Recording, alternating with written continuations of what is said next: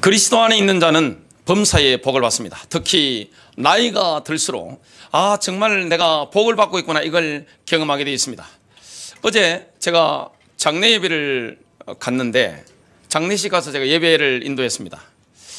이 예배 딱 마치고 은혜롭게 마치고 영정사진이 있으니까 저 아버님 사진이 언제 찍으신 겁니까? 제가 여쭤보니까 그 장례 현장에 계신 분이 그 말씀 하시는 겁니다.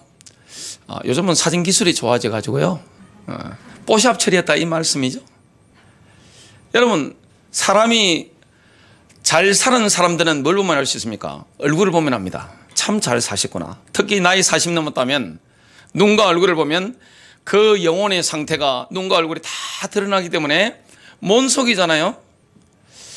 여러분, 제가 어제 그 영정사진을 보면서 여기 계신 저와 여러분은 영정사진에 뽀샵 처리가 안 돼도 예수님을 닮은 빛나는 얼굴로 이렇게 될 줄로 믿습니다.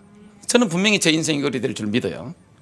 또 하나님 은혜 가운데 계신 분들도 주님을 닮아가잖아요. 계속 예수 그리스도를 닮아가기 때문에 결국에는 우리 얼굴도 주님의 재림이 언제인지는 모르겠지만 영정사진에 이렇게 걸리게 됩니다. 그러면 그 뽀샵 처리하는 사진 기자들이 얼마나 고생합니까? 고생할 필요 전혀 없이 그냥 딱 찍어가지고 있는 그대로 딱 되면 와, 참 어르신 잘 사셨네요. 참 예수님을 닮으셨네요. 그 눈에, 그 얼굴에 참 빛이 나고 은혜가 넘치네요. 이렇게 될 겁니다. 히브리서 11장에 나오는 믿음의 영웅들이 다 그렇게 살았습니다. 제게 영감을 줬던 인물이 요한 웨슬리입니다. 요한 웨슬리가 살아 계실 때 화가가 그림을 그렸죠. 참 그 모습 보면 참 감동이 됩니다. 그래서 제가 이번 주간, 지난 주간에는 요한 웨슬리의 그 초상을 보면서 대화를 했습니다. 이 대화가 되는 거예요. 공감이 되니까 교류가 일어나는 거예요. 얼마나 잘 사시는지 그 사진 초상만 봐도 감동이 되는 거예요. 여러분, 행복한 노년은 언제부터 준비해야 됩니까? 10대, 20대 때부터 준비가 되어야 되는 겁니다. 미리미리 준비해야 되는 겁니다. 그래서 그리스도 안에 있는 분들은 세월이 흐를수록, 나이가 들수록 빛나는 존재가 됩니다. 존재한다는 자체가 그 가문의 빛이 되는 것이고 그 지역 사이에 빛이 되는 겁니다. 그런 은혜가 이미 우리에게 임한 겁니다. 첫 번째입니다. 예수님이 십자가에서 우리 대신 저주를 받으심으로 우리가 아브라함의 복을 받게 됐습니다. 여러분, 우리가 아브라함의 복을 받게 됐습니다. 그건 누구의 은혜입니까? 그리스도의 은혜입니다. 저는 어제 장례식 가서도 예수 십자가를 자랑했습니다. 오늘도 제가 자랑할 게 뭐냐? 예수 그리스도의 보혈의 능력입니다. 내일도 자랑할 게 뭐냐? 예수 그리스도의 십자가입니다. 그분이 이런 일을 하셨다. 주님이 하신 일이 얼마나 감사한 거예요? 저주가 따라야 될 인생인데 복이 따라잡는 거예요. 인생의 길목마다 마디마디마다 어두운 가운데, 저주 가운데 남에게 말도 하지 못하고 굴욕을 겪어야 되는데 그런 거 없이 승리하도록 주님이 우리를 이끌어 가시는 겁니다. 다 예수 십자가의 보혈의 능력인 줄로 믿습니다. 이 은혜가 우리에게 이미 와 있는 겁니다. 여러분, 아브라함의 복이 뭡니까? 성령의 약속을 아브라함의 복이라고 합니다. 믿음의 조상 아브라함, 그 아브라함의 복을 예수 그리스도의 십자가의 능력으로 우리가 받아 누리게 됐는데 그게 성령의 약속입니다. 갈라디아서 3장 13절과 14절입니다. 그리스도께서 우리를 위하여 저주가 되셔서 율법의 저주로부터 우리를 구속하셨으니 기록되기를 나무에 매달린 자는 누구나 저주받은 자라고 하였도다. 이는 아브라함의 복이 예수 그리스도로 말미암아 이방인에게 미치게 함이며 또 우리로 하여금 믿음으로 말미암아 성령의 약속을 받게 하려는 것이라. 우리가 아브라함의 복을 받게 됐습니다. 믿음으로 성령의 약속을 우리가 경험하게 된 겁니다. 여러분, 아브라함의 복이 뭡니까?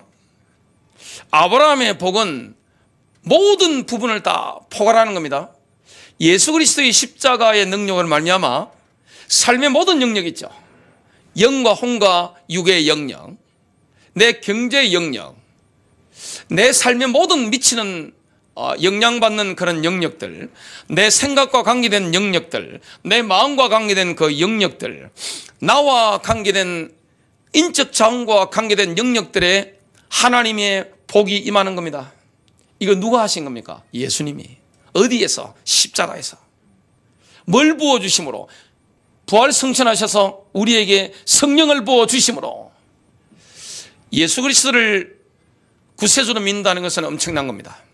이 땅에서 모든 부분에서 그 복을 누리는 거예요.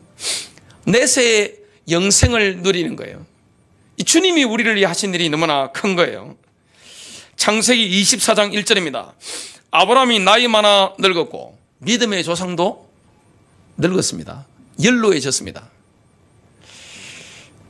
여호와께서 그에게 범사의 복을 주셨더라. 모든 일에서 아브라함에게 복을 주셨더라. 모든 일입니다. 날마다입니다. 영혼육의 모든 부자입니다. 모든 일에서 복을 주셨더라. 이게 그리스도인들의 실존입니다. 실체입니다. 여러분, 성령의 선물은 행위로 받는 게 아닙니다. 내가 뭘 해서 받는 게 아니에요. 믿음으로 받는 거예요. 주님이 십자가에서 이루신 그 일을 믿음으로 우리가 받아 누리게 되는 겁니다.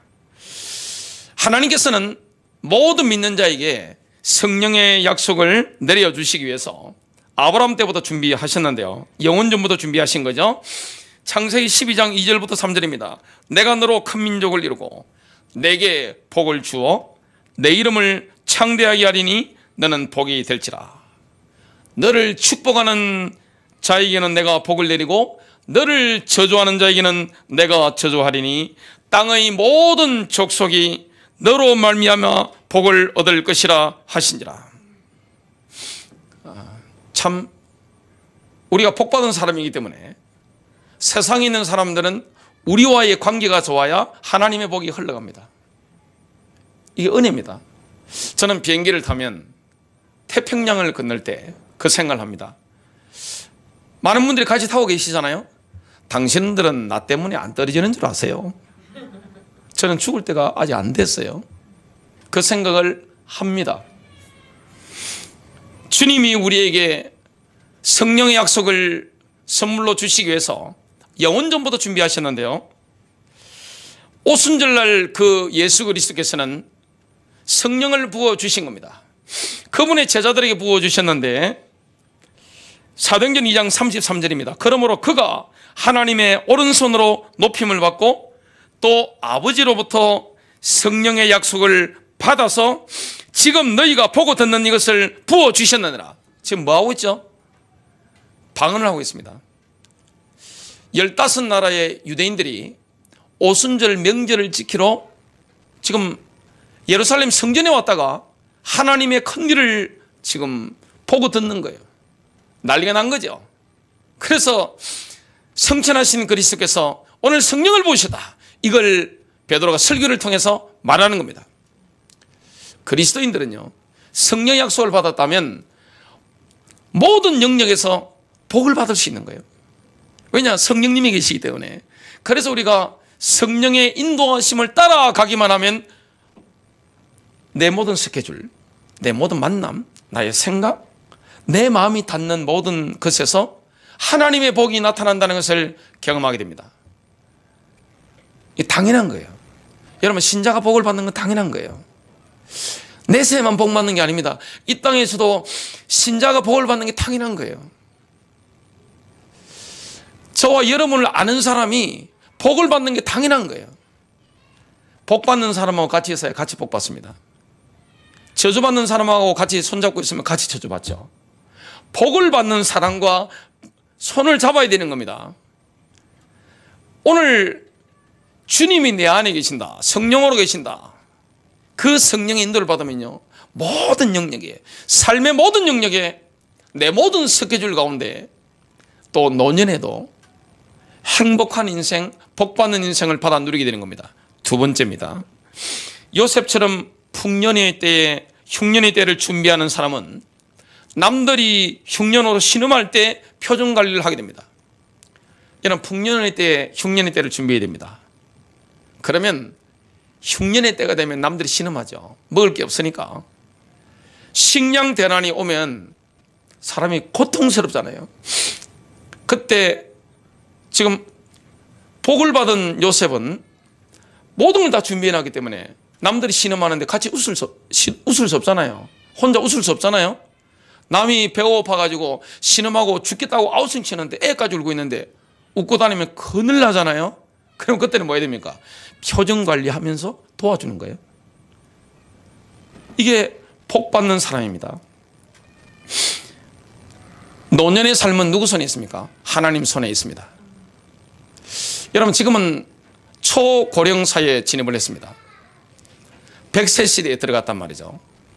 그러면 65세 이상 노년으로 친다면 실제 노년을 준비해야 되는 긴박한 나이가 몇 살입니까? 45세에서 64세입니다. 그러면 45세부터 그 이후까지 합치면 인구의 50%예요.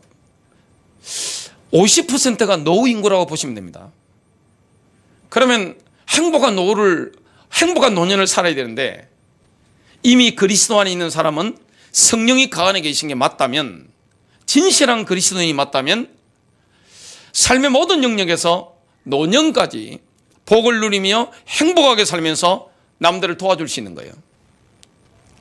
그런데 이 모든 게 하나님의 손에 있습니다. 모든 것이 하나님의 손에 있기 때문에 하나님은 모든 것을 더해 주시는 겁니다. 하나님의 나라의 특징이 뭡니까? 마이너스가 아니에요. 빼기가 아니에요. 하나님이 더하기로 곱하기로 역사하는 겁니다. 제가 믿음 생활을 해보니까 하나님이 우리에게 주시는 복은요, 곱하기입니다. 곱셈이에요. 그냥 팍팍팍 막 뛰는 거예요. 그 은혜가 우리에게 와 있는 겁니다. 마태복음 6장 33절, 그런즉 너희는 먼저 그의 나라와 그의 의를 구하라. 그리하면 이 모든 것을 너희에게 더하시리라. 하나님께서 노년의 모든 것을 더하시는 방법이 있습니다. 여러분, 하나님께서 노년의 모든 것을 더하시는 방법이 뭡니까? 요셉이 풍년의 때에 흉년의 때를 준비했던 방식입니다. 여러분, 하나님 뭘 원합니까? 풍년의 때에 흉년의 때를 준비하도록 만드시는 거죠. 하나님은 저와 여러분의 인생을 인도하는데 요셉의 인생을 인도한 거 한번 보십시오. 하나님께서 완벽하게 인도하셨는데 요셉이 어떻게 인도받았는지 한번 보겠습니다. 창세기 41장 46절부터 49절입니다. 요셉이 애굽왕 바로 앞에 설 때 30세라. 30세까지는 죽을 고생했습니다. 정말 고생한 거예요. 그냥 잊혀진 인물이 된 겁니다. 그가 바로 앞을 떠나 애굽 온 땅을 순찰하니 시찰 나간 거예요. 지금 이집트 전역을 시찰하러 간 겁니다. 이 하나님의 섭리입니다.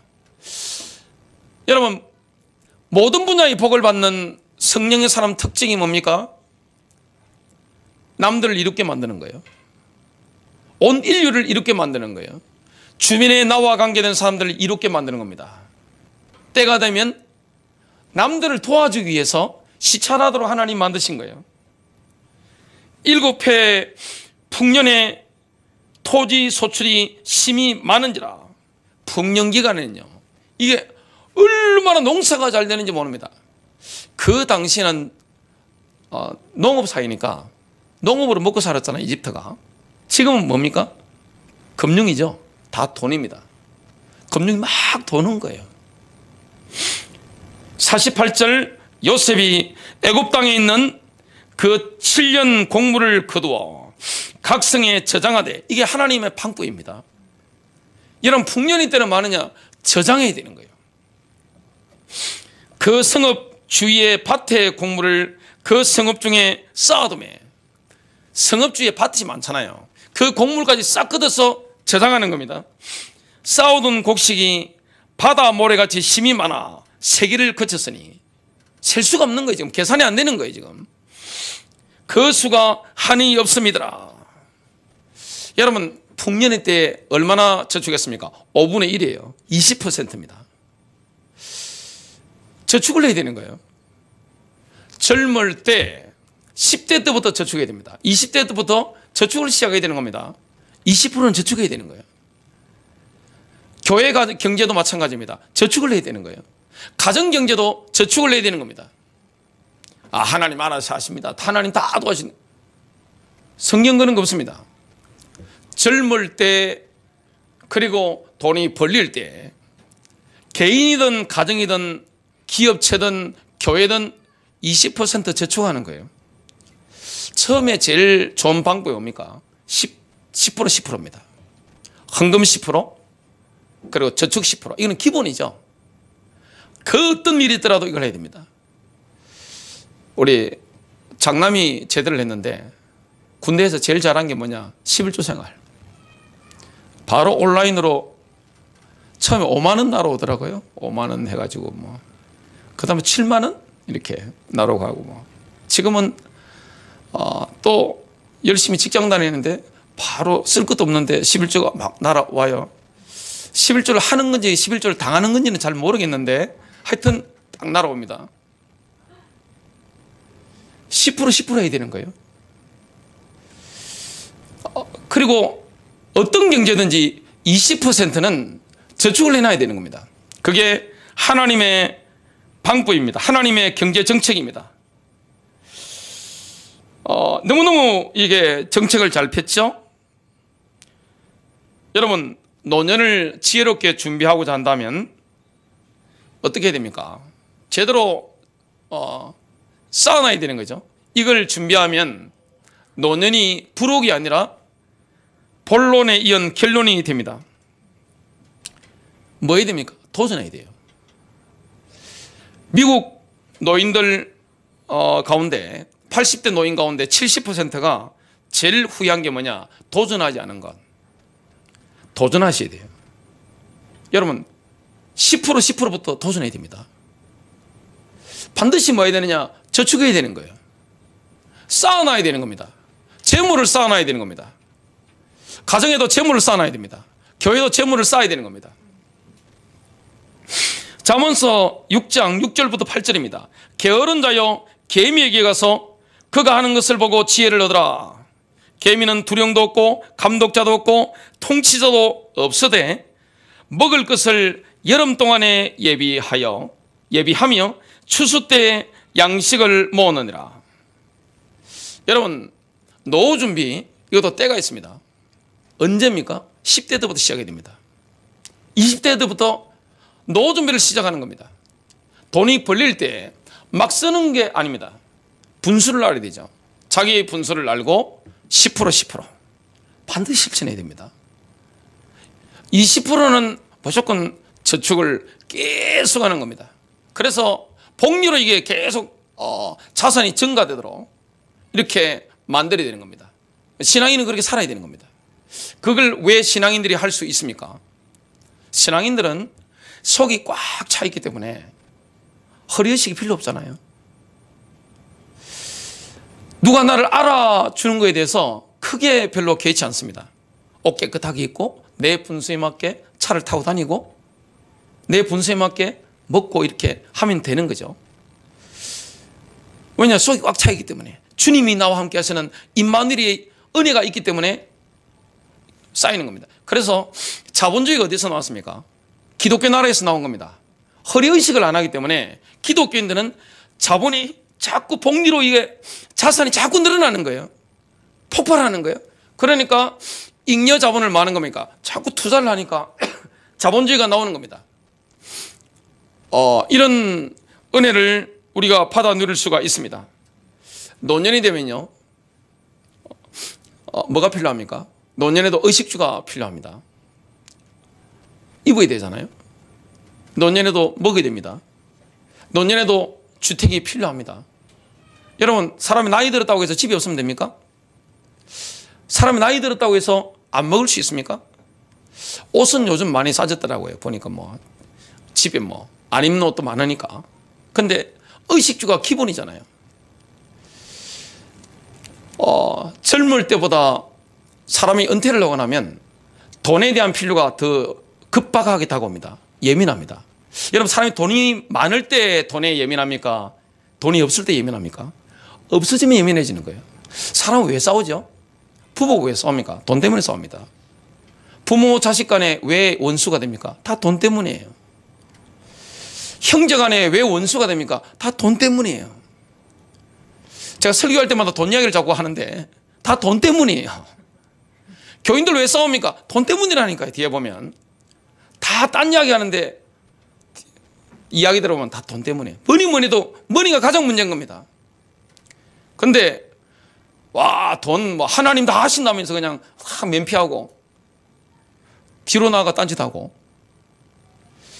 한국 기독교에서는 뭐 이야기를 안 합니까? 강연에서 돈 이야기하고 성 이야기를 안 하죠. 그러니까 한국 남자들, 결혼한 남자들, 교회 다니는 남자들 30% 3명 중에 1명이 외도한 걸로 국민일보 나왔어요. 몇 년 전에. 그리고 돈에 대한 영역에 하나님의 통치를 안 받는 겁니다. 교회 와서 돈에 대한 설교를 듣지 않고 돈에 대해 자기 마음대로 하다가 돈에 급급해가지고 신앙 팔아먹잖아요. 하나님 안 팔아먹을 것 같아요? 하나님 팔아먹습니다. 급하면 하나님이 뭐가 없어요? 다 팔아먹습니다. 그래놓고 돈에 대해서는 나 돈에 문제 없어요. 딱 면피합니다. 얼마나 그게 위선적인 거예요. 배짱이가 되면 안 됩니다. 준비해야 되는 거예요. 여러분, 학생이 학교 다니면서 공부 안 하면서 하나님 다 하신다면서 공부 안 하고 그러면 그 신앙이 아니잖아요. 믿음이라는 건 뭡니까? 하나님 하실 줄 믿기 때문에 내가 힘이 있을 때 공부하는 겁니다. 나이 들어서 공부하려면 허리가 아파요. 우리 사모님 보니까 아이고 고관절도 아프네 그러더라고요. 공부하는데 그것도 할 수 있는 나이가 있죠. 준비하는 나이가 있습니다. 준비해야 되는 거예요. 여러분, 신앙 인격을 준비해야 되는 거예요. 장례식에 영정사진 걸렸는데 뽀샵 처리 안 하려면 잘 사시기를 주님의 이름으로 축복드립니다. 성령으로 살아야 되는 겁니다. 그냥 누가 보더라도 얼굴만 봐도 눈빛만 봐도 은혜가 되는 그런 사람, 정말 예수님을 닮은 사람, 잘 산 거죠. 잘 살아야 됩니다. 그래야 잘 늙게 되는 겁니다. 잘 나이 들게 되는 겁니다. 여러분, 노년에도 건강하게 살려면 뭐 해야 됩니까? 규칙적인 운동해야죠. 노후 준비에 가장 아킬레스건이 뭡니까? 알코올 중독과 우울증이더라고요. 제가 하버드대 교수인 조지 베일런트 교수의 행복 조건이라는 책을 지난주에 봤습니다. 그거 보니까 치명타를 입히는 게 뭐냐? 과다한 음주. 여기 우리 여자 청년들 계신데 과다한 음주하는 남자는 절대 만나지 마시기를 주님의 이름으로 축복합니다. 절대 만나면 안 돼요. 상대방이 음주를 과하게 한다. 만나면 안 됩니다. 집안을 파탄내는 겁니다. 여기 계신 어떤 모 권사님이나 모 성도님들 이런 분들처럼 남편이 술 마시고 막 그래도 순교하는 자세로 사는 분, 요즘 그런 분 많이 계실까요? 잘 없죠? 잘 없습니다. 남편이나 아내가 술이 취해가지고 막 하는데 집안을 그냥 엉망으로 만드는데 나는 이 집안을 위해서 참 나를 내려놓고 순교하리라 할렐루야 하고 좀 막 예수님처럼 해줄 사람이 요즘 그런 사람 있나요? 없죠. 그리고 우울증, 심각한 우울증, 이거는 인생을 파탄낸다는 것을 70년에서 90년 하버드 대학에서 종단 연구를 쫙 한 겁니다. 사례 연구를 보니까 그 두 가지는 치명타를 입히더라고요. 젊을 때부터 이런 것을 준비해야 되는 겁니다. 그래서 젊을 때부터 뭐 해야 됩니까? 잘 놀 줄 알아야 된답니다. 그리고 베풀 줄 알아야 됩니다. 베푸십시오. 젊을 때부터 잉여 자산을 가지고 복리로 불어나는 자산을 가지고 많으냐? 베풀어야 되는 겁니다. 그리고 나이가 들수록 창조성을 발휘할 기회를 잡아야 되는 겁니다. 하나님이 나를 부르신 그 인생에서 그 소명의 자리는 죽을 때까지 벗어나는 게 아니에요. 나이 들었다고 해서 하나님을 섬기는 게 벗어나는 게 아니에요. 일이 있어야 되는 겁니다. 창조력을 발휘할 수 있는 일을 내가 주님 앞에 가는 그날까지 지고 있어야 되는 거예요. 세 번째입니다. 아브라함처럼 먼저 하나님의 뜻에 순종하는 사람은 모든 복이 자신을 따라잡습니다. 하나님의 뜻에 순종한다는 것은 뭡니까? 내가 성령님의 인도를 따라가는 거죠. 내가 성령님의 인도를 따라가면 모든 복이 나를 따라잡는 거예요. 아브라함처럼. 노년에도 먼저 하나님의 나라를 구하면 모든 복이 우리를 따라잡습니다. 신명기서 28장 2절입니다. 내가 주 내 하나님의 음성에 귀를 기울이면 이 모든 복이 내게 임하며 너를 따라잡으리니. 여러분, 잠을 잘 때 뭘 기대합니까? 잠자는 동안 하나님의 복이 나를 따라잡는 것을 기대할 수 있죠.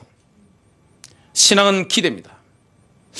내가 하나님의 음성에 귀를 기울인다면, 내가 하나님 뜻에 순종한다면, 내가 성령님의 인도를 따라가는 게 맞다면 잠을 잘 때도 모든 복이 나를 따라잡는 거, 내 모든 삶의 영역에 하나님의 은혜가 임하는 거, 이걸 기대할 수 있는 겁니다.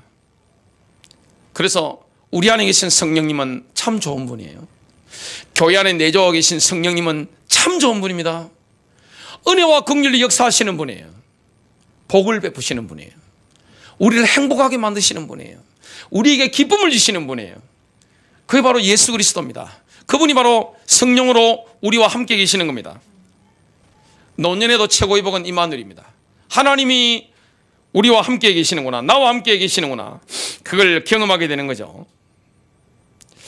아브라함도 나이가 드니까 아내가 먼저 죽었습니다. 사라가 죽었는데 127살 그때 죽었습니다. 그래서 장례를 치러야 되니까 해쪽 속에 사람들에게 가서 땅을 좀 팔라고 한 겁니다. 그러니까 그 해쪽 속에 있는 사람들이 아브라함을 어떻게 봤는지, 어떻게 평가했는지 한번 보겠습니다. 창세기 23장 6절입니다. 내 주여 들으소서. 당신은 우리 가운데 있는 하나님이 세우신 지도자이시니 우리 묘실 중에서 가장 좋은 것을 택하여 당신의 죽은 자를 장사하소서. 당신은 우리 가운데서 강력한 통치자시니.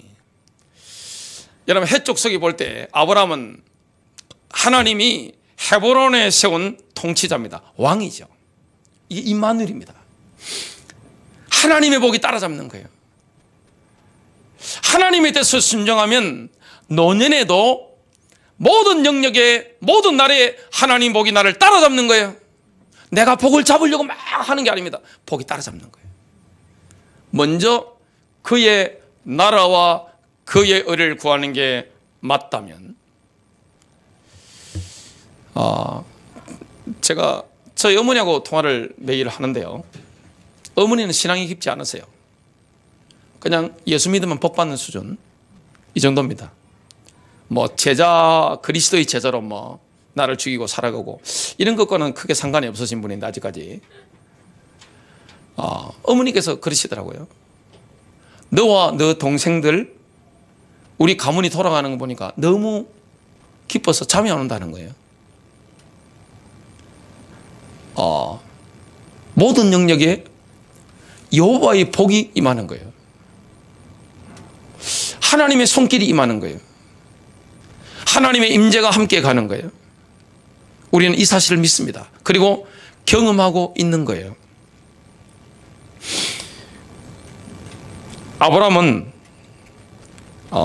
지금 마지막 자격이 남은 사명, 이것을 성취합니다. 며느리를 구하는 거예요. 그래서 본인의 아들 이삭의 신부감, 이걸 구하는 겁니다. 아브라함이 얼마나 잘 살았는가 하니까 그 당시에 며느리감, 신부감을 이삭의 신부감을 구한다는 것은 가문의 명운이 걸린 겁니다. 가문의 운명이 걸린 거예요. 여러분, 가문의 운명이 걸린 것을 아무에게 맡길 수 있습니까? 본인은 나이가 좀 들어서 장기간의 여행을 하기가 좀 부담스럽단 말이죠. 그래서 종에게 시키는 겁니다. 아브라함에게는 주위에 있는 측근들이 다 하나님의 사람들입니다. 재산을 맡길 수 있는 거예요. 나의 가문의 미래를 맡길 수가 있는 거예요. 시가 구축되어 있는 겁니다. 다 하나님의 사람으로 구축되어 있는 겁니다.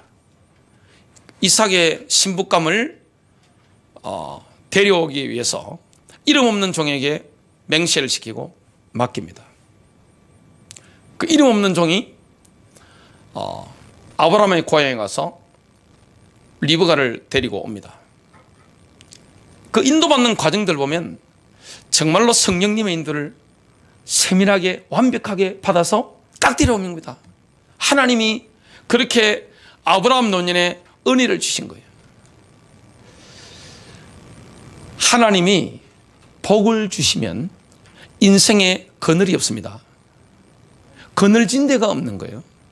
와, 골이 아파가지고 막 머리가 깨질 것 같아요. 그런 일이 없습니다. 왜 그렇습니까? 내가 하나님 뜻에 순종한다면, 내가 성령님의 인도를 따라가는 게 맞다면 하나님의 복이 젊을 때나 노년의 때나 나를 따라잡는 거예요. 내가 막 복 받으려고 미친 사람처럼 막 하는 게 아니에요. 안절부절하는 게 못하는 게 아니에요. 평안한 겁니다. 복이 임하는 것은 당연한 거예요. 여러분, 제가 여호와의 복을 받는 건 당연한 거죠? 당연한 거예요. 여기 계신 분들이 진정한 그리스도인이 맞다면 복을 받으시는 게 당연한 거예요. 그거는 뭐 특별한 게 아니에요. 남들로부터 인정을 받는 거, 그거 당연한 거예요. 우리의 이름이 유명해지는 거, 그거 당연한 거예요. 자손들이 잘 되는 거, 그거 당연한 거예요. 재산이 불어나는 거 당연한 거 아니겠어요? 여호와의 복. 그래서 믿는다는 것은 뭡니까? 복이 임하는 거예요. 내가 이 복을 추구하는 게 아니에요. 내가 주님의 뜻대로 내 뜻을 긋고 주님의 뜻에 순종하고 인도를 받았더니만 이 모든 복이 내게 임하는 겁니다. 영광은 누가 받으시는 거죠? 내가 한 게 아니라는 것을 알기 때문에 우리 주님께 모든 영광을 돌려드리는 겁니다. 진짜 신앙을 가지면요, 노년이 행복합니다. 그리고 풍성한 거예요. 신앙의 원리, 말씀의 원리, 그 자녀들에게 뭘 읽혀요? 잠언을 읽게 됩니다. 이 잠언에는 어떻게 살아라가 다 나옵니다. 구약성경 잠언을 매일 보도록 만들어야 됩니다. 이 잠언에 보면 어떻게 준비해야 되는지 개미에게 가서 배우라고 하는 겁니다. 여러분, 그런 말이 있잖아요. 뭐라고 합니까? 젊어서 배우지 않으면 늙어서 후회한다고 합니다. 배우면은 때가 있죠. 부모에게 효도하지 않으면 돌아가신 후에 후회한다고 합니다. 장례식장 와가지고 막 땡강 피고 뭐 아이고 아버지 그 부러질 가능성이 높습니다. 워낙 마음에 걸리는 게 많아가지고 부모님이 돌아가시고 나면 걸리는 게 많죠. 그런 사람 제사 열심히 지나고 우상숭배가 또 쫄딱 망하고, 건강할 때 건강관리를 못하면 병든 후에 후회하죠. 우리 신앙인들은 어떻게 삽니까? 신앙인들은 관리할 줄 압니다. 우리 학생들 학업 관리를 할 줄 압니다. 우리 경제인들은 뭐합니까? 재정관리를 할 줄 아는 겁니다. 재정관리 누가 하는 거예요? 하나님이 해주십니까?